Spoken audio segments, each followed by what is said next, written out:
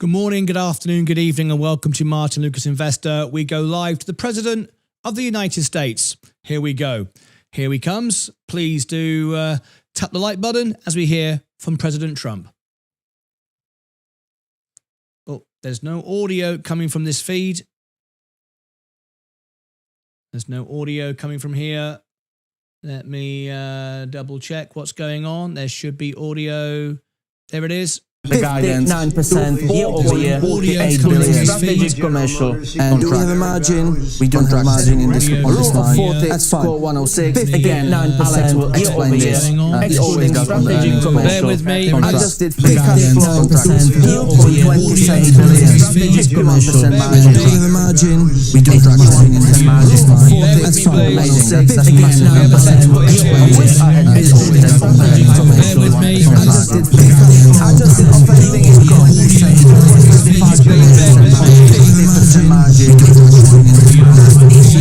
10.8 billion, growth of 120. Along with Senator Bernie Moreno and Congressman French Hill and Bruce Westerman. Thank you all. Thank you, French. For years, American businesses have risked running out of critical minerals during market disruptions. Today, we're launching what will be known as Project Vault, to ensure that American businesses and workers are never harmed by any shortage. We don't want to ever go through what we went through a year ago.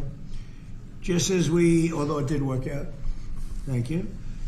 Just as we have long had a strategic petroleum reserve and a stockpile of critical minerals for national defense, we're now creating this reserve for American industry, so we don't have any problems. This historic initiative will combine $10 billion in export-import bank financing with $2 billion in private sector financing, and we even expect the American taxpayer to make a profit from the interest on the loan used to start the Project Vault. It's an amazing thing. They've been talking about it for years. Other presidents did a lot of talking, but they didn't do anything. Over the past year, my administration has taken extraordinary steps to make sure the United States has all of the critical minerals and rare earths that we need. We're investing in mining projects. We're expediting federal permitting. The federal permitting, and a lot of it is Lee Zeldin, who's been fantastic, but federal permitting is such a big deal. And we're doing that. The permitting of mines and signing major critical mineral deals with countries from all over the world, and we're getting along with all of them. Every one of them, they want to be in the proper position. We're working very well with countries from all over the world. Today, we're building on these achievements with this vital new reserve, and now I would like to ask Ex-Im Chairman John Yovanovitch to say a few words, followed by our friends from business and Congress. We'll go over that, but we have some great business leaders, the best, here today. And John, if you would start it off, that'd be great. Yeah. Thank you. Thank you, Mr. President. The President gave us a very clear directive.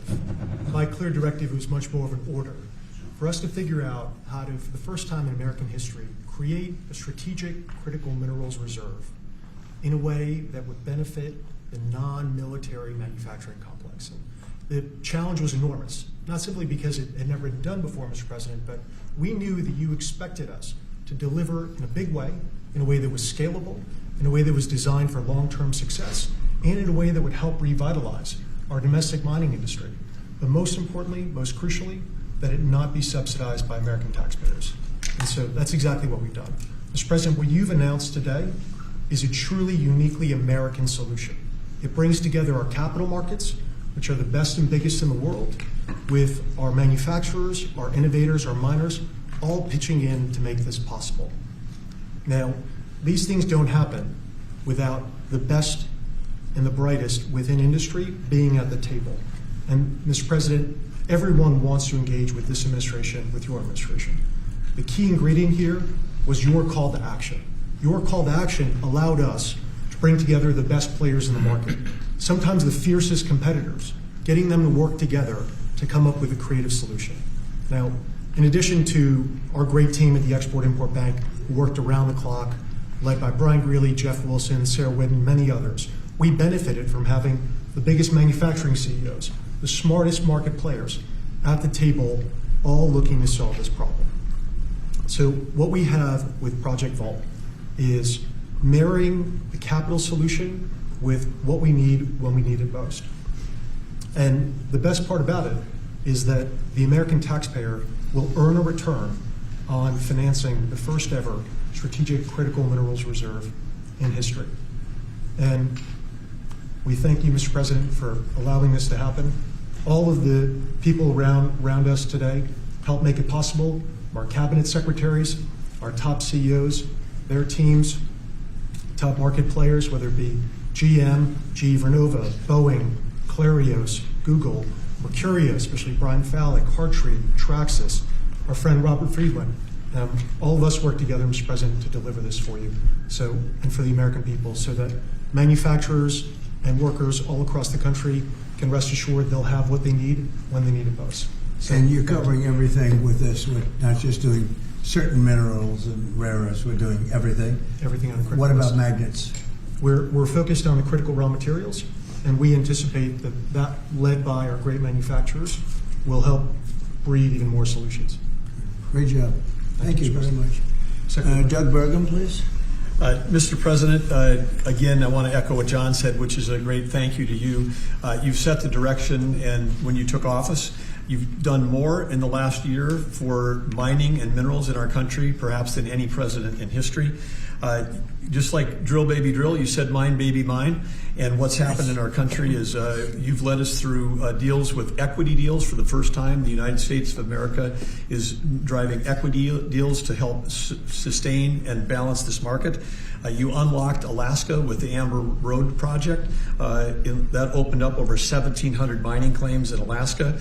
And of course, on beautiful clean coal, we've got critical minerals that are co-located with that coal, and we've unlocked that. The Biden administration did 0 coal leases during the last 4 years. You've done hundreds of millions of tons of coal leases. That's going to help drive electric prices down in America. Permitting, you mentioned this in your remarks. There were some permits that it's lingered for 29 years. They got done in 4 months last year under your administration.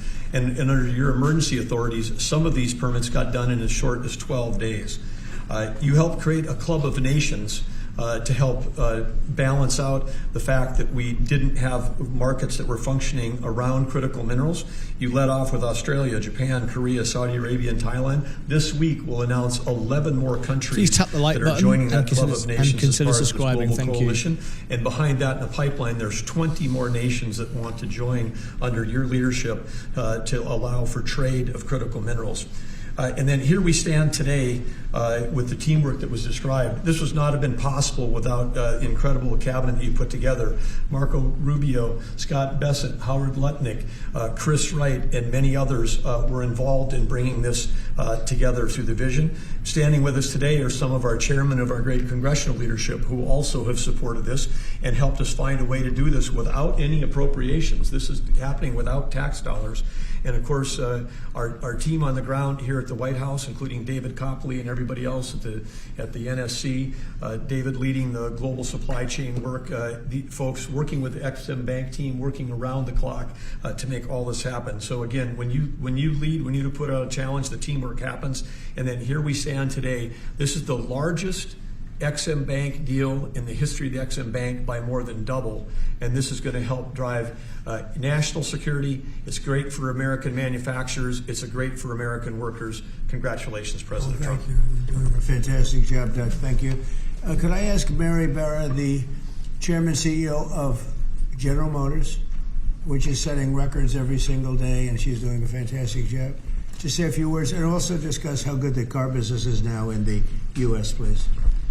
Well, Mr. President, I want to thank you for your commitment to strengthening U.S. manufacturing and supporting the auto industry. I also want to thank your cabinet and members of Congress and the whole team here that made this possible today. Having a resilient supply chain is critical for our nation, and it's critical for all industry, especially the auto industry. We have been strengthened with many of the different policies that have been put in place over the last year. So I want to thank everybody for that. It not only supports U.S. manufacturing, it supports job creation. It also supports the consumer. So thank you. And business is held very strong. We still see a strong consumer, so I'm excited about 2026. I think it's going to be a record with all of your new plants opening up and everything else in our country. So in our country. Robert? Please. Mr. President, thank you so much for what you've achieved. Everything we touch, we either grew it agriculturally. All these cameras you see in front of you, they were mined. Every time you pick up a hand phone, it was mined. And so stimulating the ability for the miners in this country to help you industrialize the country, the salt of the earth, and we're super excited that America is doing something for not only our national security, but for the reindustrialization of the country, because you can't reindustrialize Detroit with a lot of metal. And I'm telling you on behalf of every miner I know, they're elated at the breakthroughs that have been achieved here. They'll make a lot more cameras in the future. And maybe you can help us teach everybody that everything you touch like that, somebody mined it. And we need your support, and we're really happy to get it. And congratulations, you're in the Hall of Fame. Is that the Rare Earth Hall of Fame or Minerals Hall of It's a Fame? bunch of pictures of dead guys that go back to Herbert Hoover, who was a miner. Mining's down to 1% of the S&P 500, but really everything you touch needs mining. And this is the first administration, with your support, where we've got hope. We can go out and really do it. So, I last met you in Saudi Arabia with Mohammed bin Salman. We're working in Chile. Right. We want to bring these metals back to the United States and refine them and use them right here. And the vision of this administration, Howard Lutnick's been helping a lot. A lot of people at Exim Bank have been helping a lot. I'm just telling you, the morale of the miners is sky high. Doing a great job. Thank you very much. Congratulations. That's a big deal. Thank you. How about French Hill? Say a few words, please. Thank you, Mr. President. Well, on behalf of Congress, Chairman Westerman could talk about how he's helped unleash the ability to mine through permitting reform. And Senator Marino and I serve on the House Financial Services Committee and Senate Banking Committee. And we're best in this country when we take the private sector and we leverage it to unleash the directions that you're made. And so together with our reauthorization of the Exim Bank, we leverage that resource with private sector dollars to make this a success. And it's going to be a huge strategic change in America's industrial capacity. Big difference, right? Big difference. There's never been really anything like what we're doing. Bernie, please. Not to be hyperbolic, but if you hadn't been elected, the auto industry in America would be over. The country would be completely over. The country would be over. Well, but the auto industry would have been gone first. What the Democrats had done with electric vehicles, the mandates, what you were Please tap the like button and consider subscribing. Palantir earnings coming up. Please stand by with us. We're covering it live. Transform the auto industry. And I tell you, it's never been better for people in the auto industry. I hear from all my friends. They are elated. And the worst part is that the people that you really saved were the car dealers in California and New York and New Jersey. Right. And they fought me all the way, Mary, right? They fought me all the way, and now they're saying thank you very much. But you're doing a great job. Thank you, Bernie. Scott?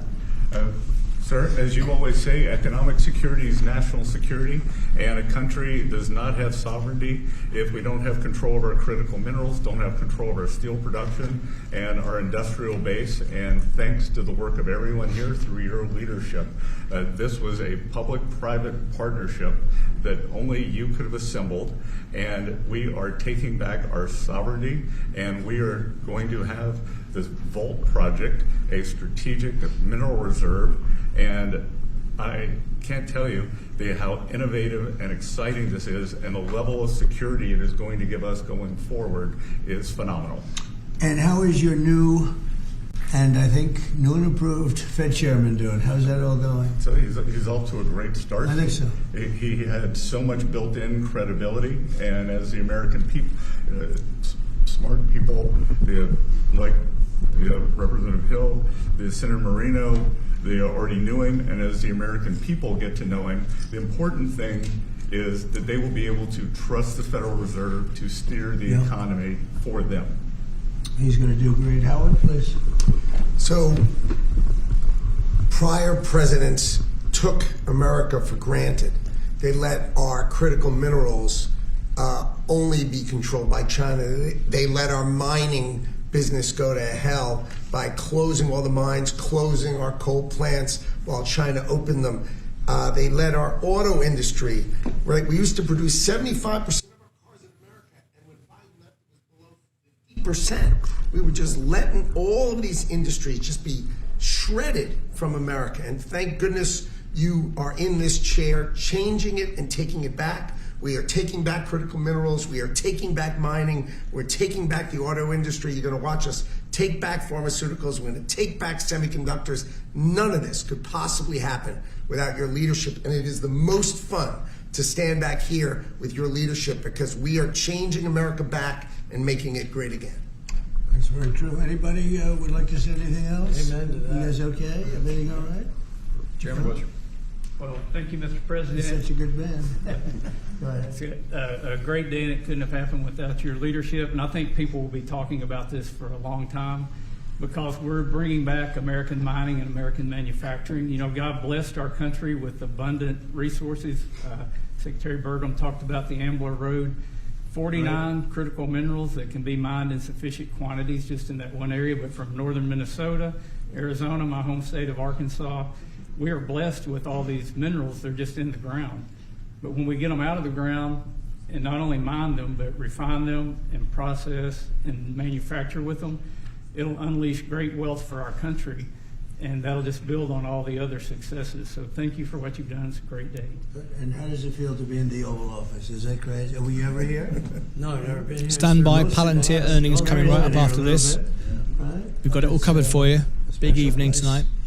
Never been so beautiful. Please tap the like button and consider subscribing. We're live 12 hours a day, bringing you the best, most honest news we can. Thank you. Chairman Powell, to help, Senator Tillis has basically said that he's not going to really be working with the administration to help bring war. So would you like to see the investigation? No, she's going to take it to the end and see. Like you're doing a small renovation, and they've spent almost $4 billion doing a small renovation. I'm doing buildings. I built a hotel, the Waldorf it's called, and I did it for around $200 million. It's a much bigger job. They're spending almost, it could be $4 billion. I tell you what, I don't even see an end in sight. I feel badly for the new Fed chairman because he may not have an office for 4 years. I don't know what these people are doing. So it's either gross incompetence or it's theft of some kind or kickbacks.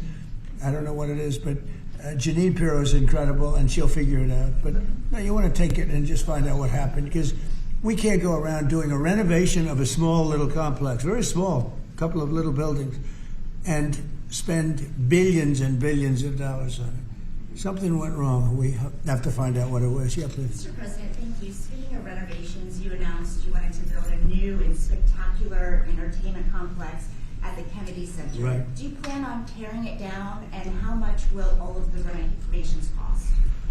Probably around $200 million. And, it's funny, in real estate and building, I've done so much of it. I've done so well with it. You want to sit with something for a little while before you decide on what you want to do. And, we sat with it. We ran it. It's in very bad shape. It's run down. It's dilapidated. It's sort of dangerous. Things fall out of ceilings. You've seen it. And we had some big events there. We had a lot of great events there over the last year. But you can't do any work because people are coming in and out. And you have the workmen. We have a marble man over there the other day. He said, every time I put down a piece of marble, people are stepping on the marble. They don't even have time to dry. And you can't do the same quality job if you close it. And, we're fully financed. And so we're going to close it. And we're going to make it unbelievable, far better than it ever was. And we'll be able to do it properly. I was thinking maybe there's a way of doing it simultaneously, but there really isn't. And we're going to have something that when it opens, it's going to be brand new, beautiful. I'm not ripping it down. I'll be using the steel. So we're using the structure. We're using some of the marble, and some of the marble comes down. But when it's open, it'll be brand new and really beautiful. It'll be at the highest level.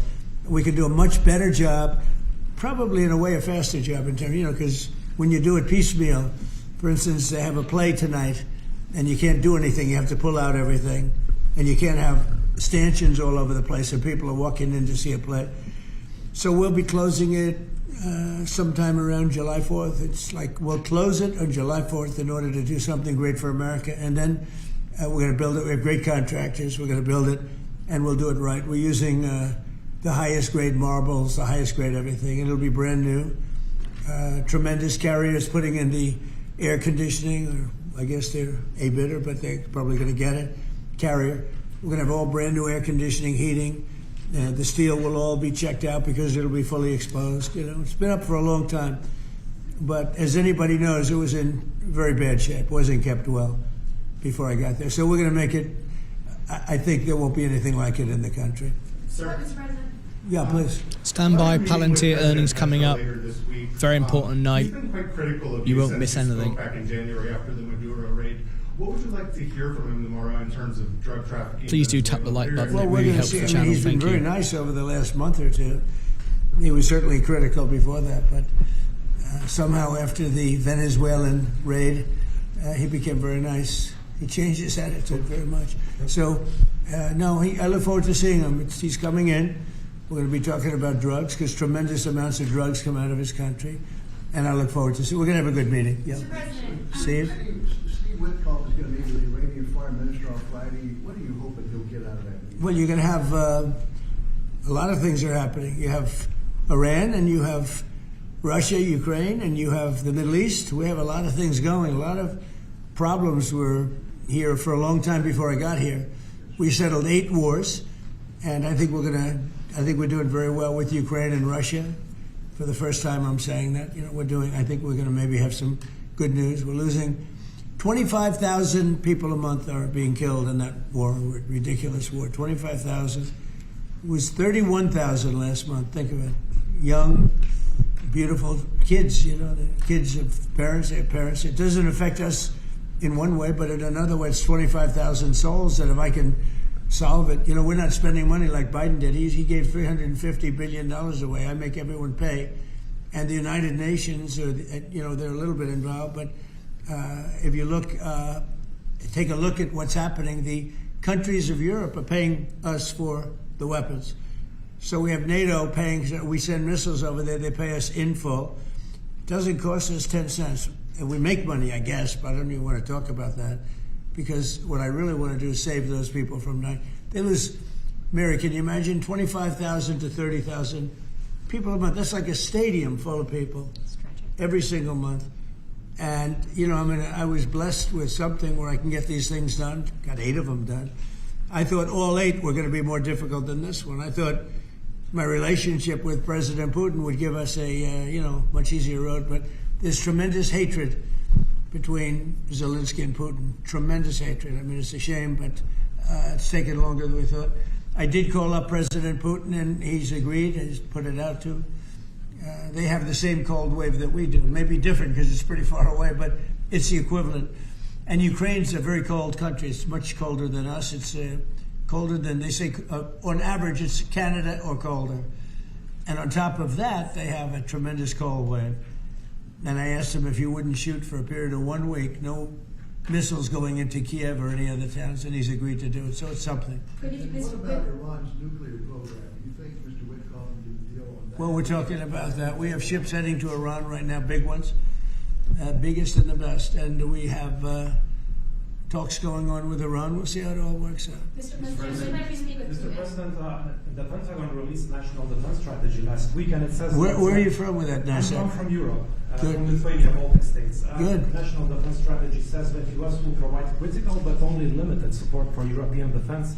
What does that mean, limited support? Will the U.S. still provide... Well, we get along very well with Europe. I do. Because, don't forget, I got the GDP lifted from 2% to 5%. Nobody thought that could be possible. And they're giving us a lot of that money. We have the best military equipment. We're selling it to NATO.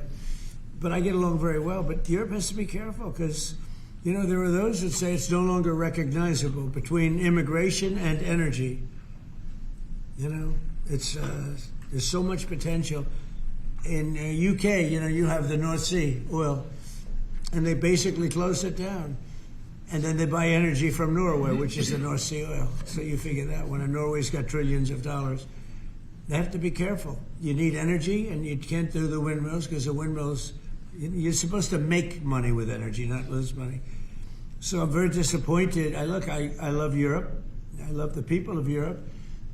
And they have to be very careful. They're at a tipping point. You have tremendous immigration problems, and you have tremendous energy problems. It's a bad combination. So. Mr. President, thank you, Mr. President. Christine Holm just announced that you're deploying body cameras to Minneapolis. What's your thinking behind this decision, and do you want to see this? Well, it wasn't my decision. I would have, I leave it to her. They generally tend to be good for law enforcement because people can't lie about what's happening. So it's generally speaking, I think 80% good for law enforcement. But if he wants to do that, I'm okay with it. Remember one thing: we closed the border. I got elected on a disastrous border, and we have nobody coming in through our border anymore. We had 25 million people come in 4 years through our border. Many of them were murderers and drug dealers and mentally insane from mental institutions and insane asylums. And now we don't have anybody coming in. For 9 months now, I mean, they actually report zero. We have 0 people coming in, which I find hard to believe, but the Democrats do that report. They tend to be left-leaning that do that report. So I assume it's true. If it's not, it's a very tiny amount of people. But we basically have a tremendously perfect, strong border.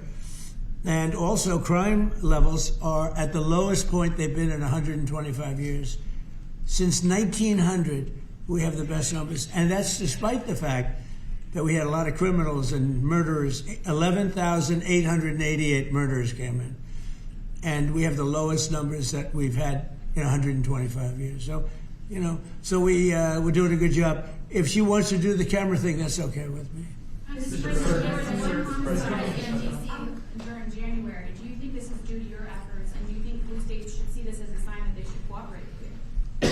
Well, if there was one, I mean, we haven't had one in a long time. D.C. has become a very safe. There was an in-house homicide. It was in-house. It was a dispute. Yes, this is live. Family. You can see the clock above my head, the clock and the virtually date. No crime in D.C. This is D.C. absolutely is now live. considered a very safe place, and it should be. It's our nation's We might be a capital. minute behind, but and we are sent in the live. soldiers. I read the Washington Post this week, and it was incredible.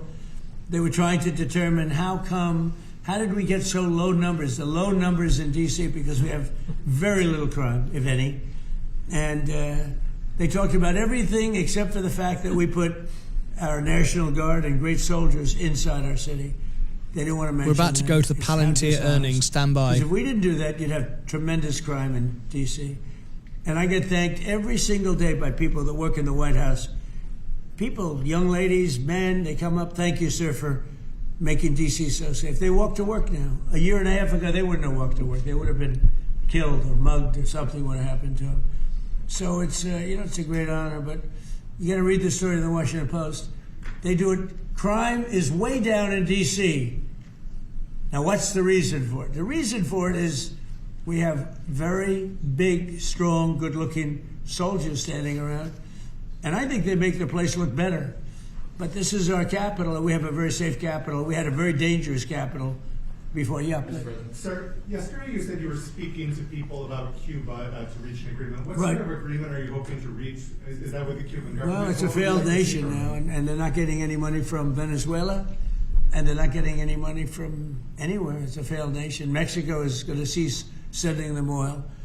So I'd like to take care of the people that are here from Cuba. You know, we have many people that came from Cuba that were thrown out of Cuba or that fled Cuba. They came over on rafts. They went through shark-infested waters. I don't know how they did it. And it was many years ago. Many would like to go back. Many would like to at least visit their relatives. And I think we're at a pretty close point. We are dealing with the Cuban leaders right now. Mr. President, the Wall Street Journal reported that the royal family of Abu Dhabi invested hundreds of millions of dollars in your World Liberty Financial. Can you explain why you decided to take that investment? Was that a transaction? Well, I don't know about it. I know that crypto is a big thing, and they like it. A lot of people like it. The people behind me like it. My sons are handling that. My family is handling it. And I guess they get investments from different people, but I'm not. I have all I can handle right now with Iran and with Russia and Ukraine and with all the things we're doing. So I don't know exactly, other than, I'm a big crypto person. I'm the one that probably helped crypto more than anybody because I believe in it. And the reason I believe in it is because if we don't do it, Scott, I think we can say then China's going to do it. Right? Yes, sir. If we don't do crypto, then China's going to do it. And it's just like AI. We're leading AI by a lot. And if we weren't leading, China would have led. They're very capable. They're very good. What do you have to say about that? You've made America the digital asset capital of the world. We did the Genius Act for stable coins.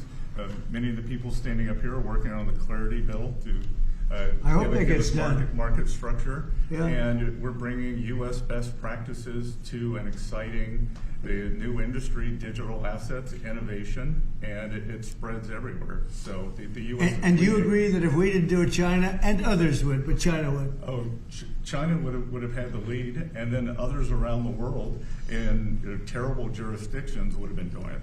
And on Iran, sir, can you say what your threshold military action is? Well, I can't tell you what I'm going to do because right now, we have a tremendous force going there, just like we did in Venezuela, even bigger. And they'll be there soon, and I'd like to see a deal negotiated. I don't know that that's going to happen, but I mean, if I knew, I wouldn't be able to. I wouldn't tell you. I'd be very foolish if I would tell you. But right now, we're talking to them. We're talking to Iran, and if we could work something out, that'd be great. And if we can't, probably bad things would happen. Mr. President, on the government shutdown. Yeah, please. On the government shutdown, do you think there could be a resolution to this issue? And have you gotten I do. assurances from House Republicans? Well, I spoke with Speaker Johnson. I spoke with Leader Thune, and I think they're pretty close to a resolution. You know, we were at 5.6% GDP, and we lost 1.5 points because of the 42-day shutdown. Think of that. We would have been at 7. Nobody ever saw a number like 7.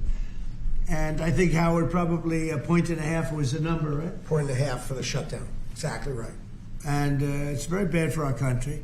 But despite that, we have the highest numbers we've ever had. You know, we're doing well. We're going right through it. But I will say that I spoke with Senator Schumer numerous times, and I don't think they want to see a shutdown either. Mr. President, are you going to sue Trevor Noah? Last night in a post, you alluded that something could be coming. Yeah, well, he said that I spent time on Jeffrey Epstein's island. I didn't. I mean, he's a lightweight, this guy. He's a terrible, I think he's terrible. I thought he did a terrible job at the Grammys. I thought the whole Grammys was terrible. I watched part of it. It's not watchable. But he was a lousy host. I'd say not as bad as Jimmy Kimmel, but pretty close. And no, he made a statement about me and Jeffrey Epstein. I have nothing to do with that. I have nothing to do with Jeffrey Epstein. And in fact, if you look at the DOJ, they announced, they released 3 million pages. It's like this is all they're supposed to be doing. And frankly, the DOJ, I think, should just say, we have other things to do, because that whole thing has turned out, I mean, other than Bill Clinton and, Bill Gates and lots of people there are a lot of questions about it, but nothing on me.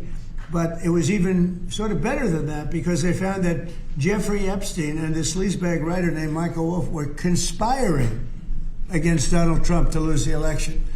So Epstein was conspiring with a writer for me to lose the election. So right there, you know that I had nothing to do with this guy. But yeah, it's a terrible thing. The amount of time that's being wasted. You know, when Epstein was alive, like 10 years ago, nobody cared about it. But they're only doing it. But now it's really hitting back on them because Bill Clinton is such a big part of it. The Democrats are pushing it. And the problem is that it's turning out to be the Democrats that were with and conspired with Epstein. So I think you're probably going to see a little pullback from them. But think of it, they were working together to try and help me lose the election. But this is the Oval Office, so I guess that didn't work out too well. Okay, one more question. Stand by, Palantir earnings in just a couple of seconds' time. It's a big one tonight. Now, we have a great relationship with Europe. We have a great relationship with our troops. You know, one of the best things that I can say is that if you go back 1.5 years ago, so I'm running for election, they had the worst recruitment numbers in the history of our country. Nobody wanted to join the military, or nobody wanted to join the police. Nobody wanted to join the fire departments. We couldn't get anybody to be a proud member of our country. And now, Doug, as I told you before, now we have the best recruiting numbers that we've ever had in our military. Army, Navy, Air Force, Marines, Space Force we love, and Coast Guard. I love the Space Force. It's doing great. But now we have waiting lists on everybody wants to join. You know why? Because people are proud of our country. Because our country is doing great.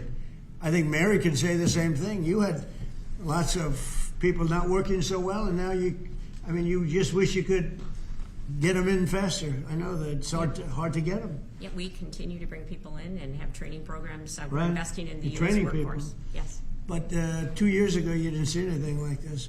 It's amazing what's happened. So we have the number one in the history of our country.